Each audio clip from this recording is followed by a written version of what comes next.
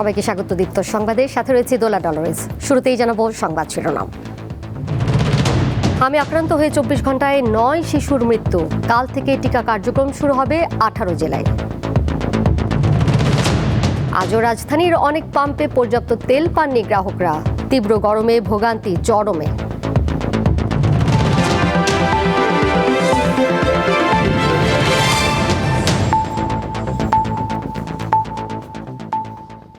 চব্বিশ ঘন্টায় দেশের বিভিন্ন স্থানে হামে আক্রান্ত 9 শিশুর মৃত্যু হয়েছে। হাসপাতালগুলোতে বাড়ছে হাম আক্রান্ত রোগীর সংখ্যা। রাজশাহী মেডিকেল কলেজ হাসপাতালে 24 ঘন্টায় হামের উপসর্গ নিয়ে ভর্তি হয়েছে 25 জন। চিকিৎসাধীন অবস্থায় মারা গেছে 3 জন। এর মধ্যে চাঁপাইনবাবগঞ্জে 2 জন ও নাটোরে 1 জন। এ নিয়ে রাজশাহী মেডিকেল কলেজ হাসপাতালে হামে মৃত্যুর সংখ্যা বেড়ে হলো 38। অনেক জায়গায় চিকিৎসা করলাম, ভালো হলো না। খুব রাজশাহী নিয়ে আসছি, আজ 5 দিন হলো। নিউমোনিয়া দেখা দিয়েছে, তো বলছে যা 10 দিন থাকেন, ডোজটা কমপ্লিট করে নেন। আসলে আমাদের গুরুত্ব দিতে হবে বা গবেষণা হওয়া প্রয়োজন, কেন চাঁপাইনবাবগঞ্জ থেকেই রোগীগুলো বেশি আসছে। শুধু চাঁপাইনবাবগঞ্জই নয়, আমাদের রাজশাহী বিভাগের বাইরে খুলনা বিভাগের কুষ্টিয়া, মেহেরপুর থেকেও কিন্তু রোগী আমরা পাচ্ছি। কুষ্টিয়ায় হামের উপসর্গ নিয়ে হাসপাতালে ভর্তি 3 শিশুর মৃত্যু হয়েছে। 130 জনের বেশি শিশু বিভিন্ন হাসপাতালে চিকিৎসা নিচ্ছে। সিভিল সার্জন জানিয়েছে, জেলায় সব হাসপাতালে আলাদা হাম আইসোলেশন কর্নার খোলা হয়েছে। এছাড়া টিকা কার্যক্রমের সব ধরনের প্রস্তুতি শেষ হয়েছে। 24 ঘন্টায় ময়মনসিংহ মেডিকেল কলেজ হাসপাতালে হামের উপসর্গ নিয়ে আরও 24 শিশু ভর্তি হয়েছে। একই সময় সুস্থ হয়ে বাড়ি ফিরে গেছে 23 জন। এখন দরকার হচ্ছে পাবলিক কনসাসনেস। আর যদি কারো ফিভার উইথ র্যাশ, মানে জ্বরের সাথে ফুসকুড়ি হয়, শরীরে লাল লাল লালচে দানা হয়, তারা আইসোলেট হয়ে যাবে প্রথমে। আর যদি কোনো কমপ্লিকেশন ডেভেলপ করে, সাথে সাথে হাসপাতালে চলে আসবে। ঠাকুরগাঁওয়ে নতুন করে উদ্বেগ ছড়াচ্ছে হাম ও রুবেলা সংক্রমণ। জেলায় এখন পর্যন্ত 31 জনের মধ্যে হামের উপসর্গ শনাক্ত হয়েছে। এর মধ্যে ল্যাবরেটরি পরীক্ষায় 2 জনের হাম এবং 2 জনের রুবেলা শনাক্ত হয়েছে। বাকি 29 জনকে সন্দেহভাজন হিসেবে পর্যবেক্ষণে রাখা হয়েছে। স্যাম্পলটা ঢাকায় পাঠানো হবে, তারপরে আমরা আসলে কনফার্ম হব যে হচ্ছে সে আসলে শনাক্ত কিনা। পরিবেশটা এমন যে রুমটা ময়লা, আশেপাশে যে জায়গাগুলো আছে সেগুলো নোংরা। মানে হসপিটালে আসছি বাচ্চাদেরকে সুস্থ করার জন্য, কিন্তু এসে মনে হচ্ছে আমরা যারা গার্ডিয়ান আমরা অসুস্থ হয়ে যাচ্ছি। বরগুনায় এখন পর্যন্ত 40 জন শিশু বিভিন্ন হাসপাতালে ভর্তি হয়ে চিকিৎসা নিয়েছে। এর মধ্যে চিকিৎসাধীন অবস্থায় মারা গেছে 3 জন। সাদিয়া চৌধুরী, দীপ্ত, বার্তাকক্ষ। জনগণকে আতঙ্কিত না হওয়ার আহ্বান জানিয়ে স্বাস্থ্যমন্ত্রী সরদার মোহাম্মদ সাখাওয়াত হোসেন বলেছেন, করোনা ভাইরাসের মতো হামও নিয়ন্ত্রণে আনা হবে। শনিবার দুপুরে সচিবালয় ব্রিফিংয়ে তিনি কথা বলেন। স্বাস্থ্যমন্ত্রী বলেন, আনুষ্ঠানিকভাবে রবিবার সকাল 9টা থেকে হামের টিকাদান কর্মসূচি শুরু করা হবে। বেশি সংক্রমিত 18টি জেলার 30 উপজেলায় এই কার্যক্রম চলবে। পরবর্তীতে পর্যায়ক্রমে অন্যান্য জেলায় টিকা দেওয়া হবে। 6 থেকে 59 মাসের শিশুদের এই টিকা দেওয়া হবে।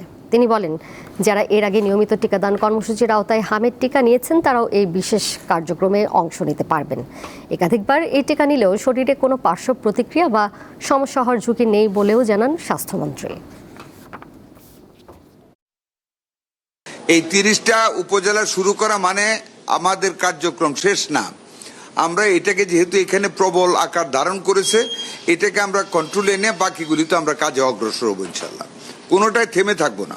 ফার্স্টে শুরু করতেছি 6 মাস থেকে 59 মাস, যেটাতে এখন অ্যাটাকটা বেশি, এটাকে আমরা এখন টিকা দান করবো।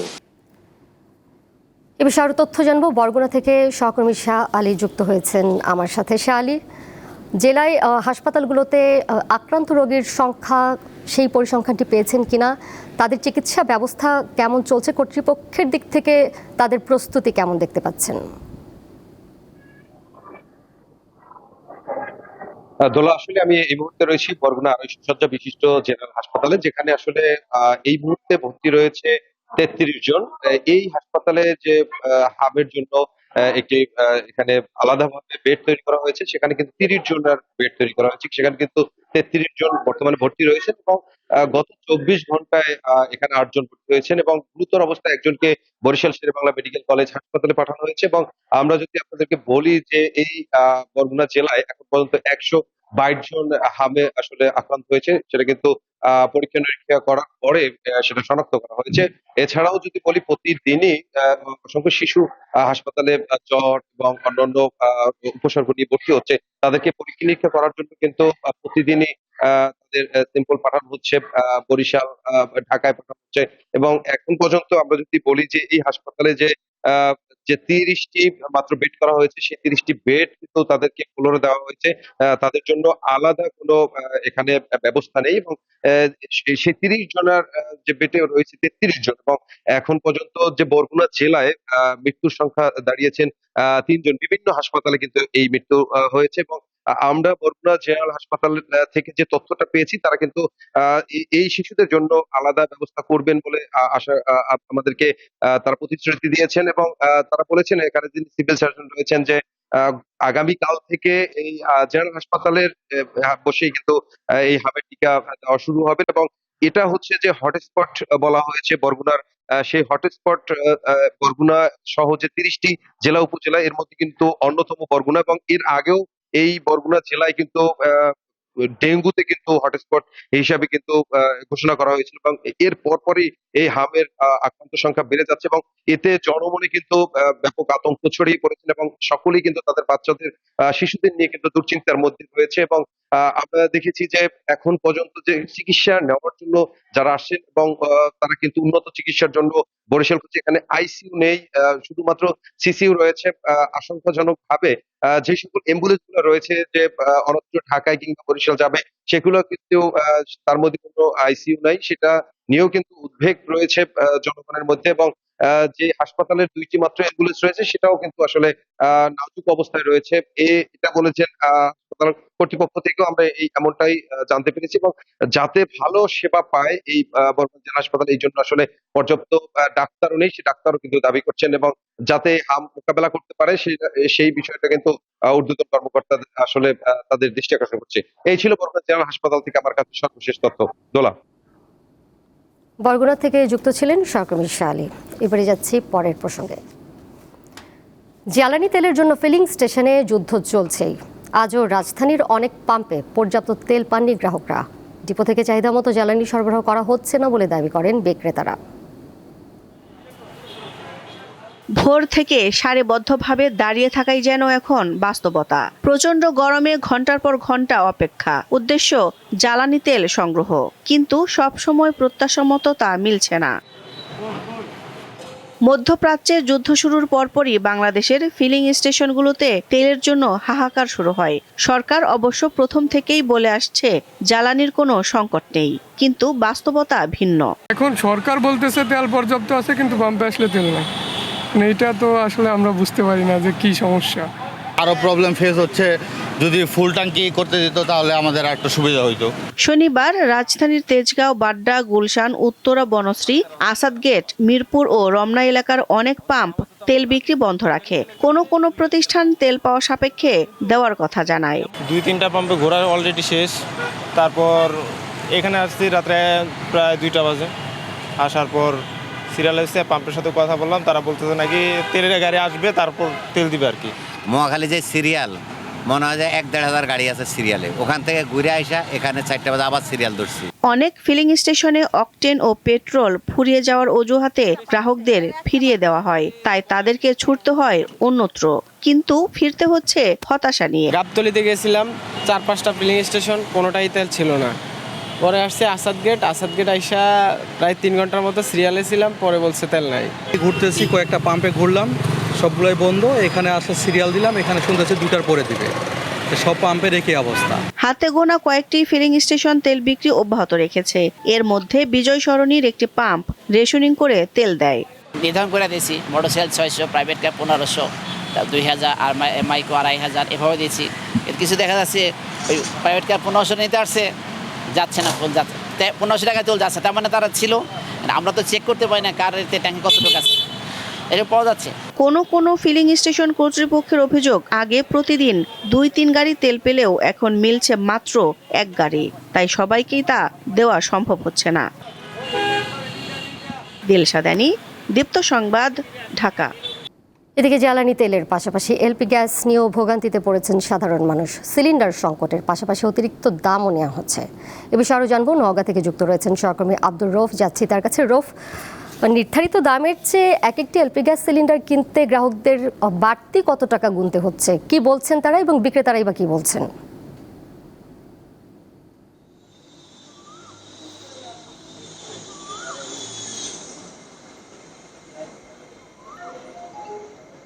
আপনি যেমনটি বলছিলেন, গত ডিসেম্বর মাসের শেষ থেকে কিন্তু দেশে এলপিজি গ্যাস সরবরাহের সংকট দেখা দিয়েছিল। সেই সংকট কাটতে না কাটতে আবার এসে সংকট দেখা দিয়েছে জ্বালানি তেলের। এই উভয় সংকটে এখন সাধারণ মানুষ যারা রয়েছে তারা কিন্তু নাভিশ্বাসে পড়েছে। বিশেষ করে এলপিজি গ্যাস অত্যন্ত প্রয়োজনীয় একটি উপকরণ হয়ে দাঁড়িয়েছে। বাসা থেকে শুরু করে বিভিন্ন ছোট চায়ের দোকান আছে এবং সিএনজি চালিত যেসব যানবাহন আছে সবকিছু কিন্তু এখন এলপিজি গ্যাসের ব্যাপক একটা চাহিদা লক্ষ্য। বিশেষ করে আপনার এই প্রভাবটা সব জায়গাতে পড়ার কিন্তু আশঙ্কা করা হচ্ছে। বিশেষ করে সিএনজি চালিত যেসব আছে সেসব যাত্রীদের ভাড়া ইতিমধ্যেই কোনো কোনো জায়গাতে বৃদ্ধি করা হয়েছে। চায়ের দোকানে যেখানে আপনার গ্যাস দ্বারা চা তৈরি করা হয়, ছোটখাটো দোকানগুলো আছে, সেই সব দোকানগুলোতে আপনার ইতিমধ্যে কিন্তু আপনার বিভিন্ন ধরনের দাম কিন্তু মানে বৃদ্ধি করেছে, এমনকি জানা গেছে বিভিন্ন এলাকায় ঘুরেছে। এখন জানবো একজন ডিলারের কাছে, তার কাছে জানবো যে হঠাৎ করে গ্যাসের দাম এত বৃদ্ধি কেন হয়েছে এবং এই বৃদ্ধি হওয়ার কারণে কি ধরনের প্রভাব সাধারণ মানুষের জীবনে পড়তে পারে, সেই বিষয়ে জানবো একজন ডিলারের কাছে। বাজার বৃদ্ধির কারণে সরকার প্রতি লিটার গ্যাস 17 টাকা 95 পয়সা বৃদ্ধি করেছে এবং সিলিন্ডার প্রতি 12 কেজি সিলিন্ডারে 370 টাকা বৃদ্ধি করেছে। এই বৃদ্ধির ফলে নওগাঁ থেকে জানাচ্ছিলেন সহকর্মী আব্দুর রৌফ। দেশের বিনিয়োগ পরিবেশ এবং শিল্প খাতের বিদ্যমান চ্যালেঞ্জ নিয়ে শীর্ষ ব্যবসায়ী নেতাদের সঙ্গে বৈঠক করেছেন প্রধানমন্ত্রী তারেক রহমান। শনিবার দুপুরে তেজগাঁওয়ে প্রধানমন্ত্রীর কার্যালয়ে বৈঠক অনুষ্ঠিত হয়। বিএনপি মিডিয়া সেল এ খবর জানিয়েছে। এর আগে প্রধানমন্ত্রীর কার্যালয়ের কর্মকর্তারা জানান, এই বৈঠকের মাধ্যমে দেশে প্রথমবারের মতো বেসরকারি খাত উপদেষ্টা পরিষদ আনুষ্ঠানিকভাবে যাত্রা শুরু করবে।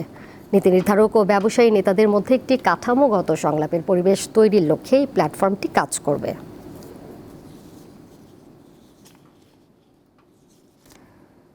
ঢাকার কেরানীগঞ্জের কদমতলীতে গ্যাস লাইটার কারখানায় আগুনের ঘটনায় 5 জনের মরদেহ উদ্ধার করা হয়েছে। নিহতের সংখ্যা আরও বাড়তে পারে বলে ফায়ার সার্ভিসের পক্ষ থেকে জানানো হয়েছে। ফায়ার সার্ভিস জানিয়েছে, শনিবার বেলা 1:15টার দিকে কদমতলী চৌরাস্তার এই গ্যাস লাইটার কারখানায় আগুন লাগে। 1.5 ঘন্টা চেষ্টার পর বেলা 2:30টার দিকে আগুন নিয়ন্ত্রণে আনে ফায়ার সার্ভিসের 7টি ইউনিট। ফায়ার সার্ভিস কর্মকর্তারাও জানান, উদ্ধার হওয়া মরদেহগুলো নারী না পুরুষের তা বোঝা যাচ্ছে না, পরিচয় জানার চেষ্টা চলছে।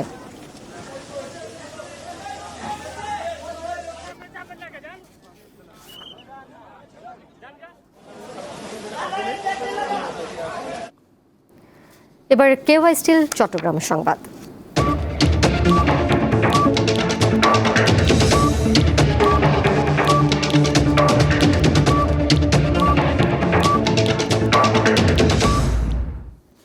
চট্টগ্রামের পতেঙ্গা থানার বহির্নোঙর এলাকায় বিশেষ অভিযান চালিয়ে বিপুল পরিমাণ অবৈধ ডিজেল, গ্যাস সিলিন্ডার ও একটি বোট সহ 12 জন পাচারকারীকে আটক করেছে কোস্টগার্ড। শনিবার ভোর 6টার দিকে গোপন সংবাদের ভিত্তিতে কোস্টগার্ড এই অভিযান পরিচালনা করে। অভিযানে একটি সন্দেহজনক বোটে তল্লাশি চালিয়ে শুল্ক কর ফাঁকি দিয়ে মিয়ানমারে পাচারের উদ্দেশ্যে বহন করা প্রায় 6,000 লিটার ডিজেল জব্দ করা হয়। এছাড়া 6টি গ্যাস ভর্তি সিলিন্ডার, নগদ 15,896 টাকা এবং পাচার কাজে ব্যবহৃত বোটটি জব্দ করা হয়। এই সময় পাচারে জড়িত থাকার অভিযোগে 4 জন বাঙালি ও 8 জন রোহিঙ্গা সহ মোট 12 জনকে আটক করা হয়। কোস্টগার্ড জানায়, আটক ব্যক্তিদের বিরুদ্ধে আইনানুগ ব্যবস্থা নেওয়া হবে।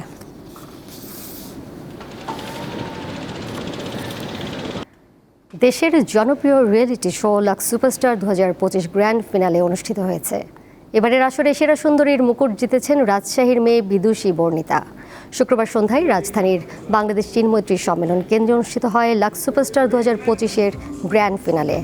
তারকা খচিত এই আয়োজনে উপস্থিত ছিলেন শোবিজ অঙ্গনের পরিচিত মুখ।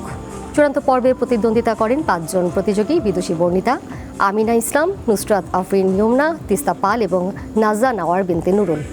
তাদের মধ্য থেকে বিচারকদের রায়ে বিজয়ীর মুকুট ওঠে বিদুষী বর্ণিতার মাথায়। বিজয়ের হাতে ট্রফি তুলে দেন চ্যানেল আইয়ের ব্যবস্থাপনা পরিচালক ফরিদুর রেজা সাগর, ইউনিলিভার বাংলাদেশের সিইও রুহুল কুদ্দুস খান এবং লাক্স সুপারস্টার 2007 খ্যাত বিদ্যা সিনহা মিম। বিজয়ী হিসেবে বিদুষী বর্ণিতা পেয়েছেন বিশেষ ট্রফি এবং একটি বিলাসবহুল গাড়ি।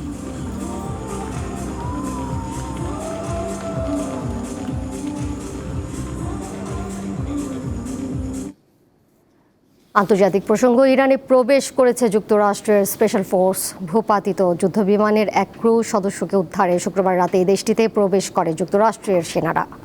নিখোঁজ পাইলটকে খুঁজতে ইরান ও যুক্তরাষ্ট্রের বাহিনীর মধ্যে প্রতিযোগিতা চলছে। নিখোঁজ ওই ক্রুকে জীবিত ধরিয়ে দিলে $66,000 পুরস্কার ঘোষণা করেছে তেহরান। এর আগে একদিনে যুক্তরাষ্ট্রের 2টি যুদ্ধবিমান ভূপাতিত করার দাবি করে তেহরান। দেশটির রাষ্ট্রীয় টেলিভিশনে বলা হয়, দক্ষিণাঞ্চলের আকাশে স্থানীয় সময় শুক্রবার ভোরে একটি F-15 যুদ্ধবিমান গুলি করে ভূপাতিত করে সেনারা। পরে ক্রুদের উদ্ধারে আসা A-10 মডেলের আরেকটি যুদ্ধবিমান হরমুজ প্রণালীর কাছে ভূপাতিত করা হয়।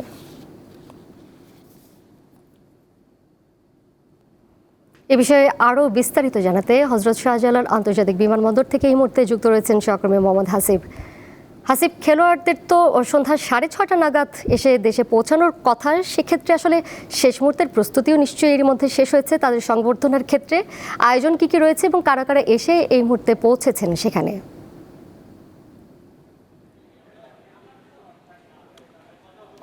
সন্ধ্যা 6:35-এ তাদেরকে বহনকারী চার্টার বিমানে একটি ফ্লাইট ঢাকায় এসে পৌঁছানোর কথা। যেটা আমরা জেনেছি বাফুফের কাছ থেকে যে তাদেরকে ছাদখোলা বাসে সংবর্ধনা দেওয়া হবে। জানেন নিশ্চয়ই যে এর আগে বাংলাদেশ নারী দল দুবার এবং বয়সভিত্তিক দলও ছাদখোলা বাসে সংবর্ধনা পেয়েছিল, এবং এবারই প্রথমবারের মতো কোনো পুরুষ দল অনূর্ধ্ব 20 তারা আসলে এই ছাদখোলা বাসে সংবর্ধনা পাবে। এবং আমরা যেমনটা আশা করেছিলাম, যেহেতু 5:30 কাছাকাছি ধারণা করেছিলাম আসার এয়ারপোর্টে আসার আগে যে হয়তোবা বাস চলে আসবে, কিন্তু যতটুকু জেনেছি এখন পর্যন্ত যে বাস এখনও এসে পৌঁছায়নি। কুড়িল বিশ্ব রোডের দিকে বাসটি এখনও রয়েছে এবং বাফুফের কার্যনির্বাহী কমিটির সদস্য মঞ্জুরকে আমরা দেখেছি কিছুটা ভিতরে ঢুকতে। এছাড়া মিডিয়া উইংয়ে যারা আছেন তাদেরকে অনেকে কিছুক্ষণ আগে আমরা ঢুকতে দেখেছি। যেহেতু এখনও প্রায় 1 ঘন্টারও কিছুটা বেশি সময় বাকি রয়েছে বিমানটি বাংলাদেশে এসে পৌঁছাতে, তো সেই হিসাবে বাসটিও হয়তো বা কিছুক্ষণের মধ্যে আমরা দেখব বিমানবন্দরে থাকতে। এবং একটি বিষয় যে আমরা জেনেছি যে যুব ক্রীড়া প্রতিমন্ত্রী আমিনুল হক আর কিছুক্ষণের মধ্যেই এয়ারপোর্টে আসবেন অনূর্ধ্ব 20 দলের খেলোয়াড়দেরকে তাৎক্ষণিক সংবর্ধনা দিতে। এবং এখান থেকে কিন্তু তাদেরকে নিয়ে যাওয়া হবে হাতিরঝিলে এমফি থিয়েটারে, যেখানে সন্ধ্যা 7:30টার দিকে তাদেরকে সংবর্ধনা দেওয়া হবে। তো সব কিছু মিলে আসলে খুবই সাদামাটায় রয়েছে। বাস এসে পৌঁছালে মূলত আসলে সংবর্ধনা প্রচেষ্টা শুরু হবে এবং সন্ধ্যা 7:30টার দিকে তাদের মূল সংবর্ধনা হবে হাতিরঝিলে এমফি থিয়েটারে, যেটা কিনা সাধারণ মানুষের জন্য একেবারেই খোলা থাকবে। হাসিব, আপনাকে ধন্যবাদ। শেষ করব দীপ্ত সংবাদ, যাবার আগে শিরোনামগুলো জানিয়ে দেব আরও একবার। আমি আক্রান্ত হয়ে 24 ঘন্টায় 9 শিশুর মৃত্যু। কাল থেকে টিকা কার্যক্রম শুরু হবে 18 জেলায়। আজও রাজধানীর অনেক পাম্পে পর্যাপ্ত তেল পাননি গ্রাহকরা। তীব্র গরমে ভোগান্তি চরমে।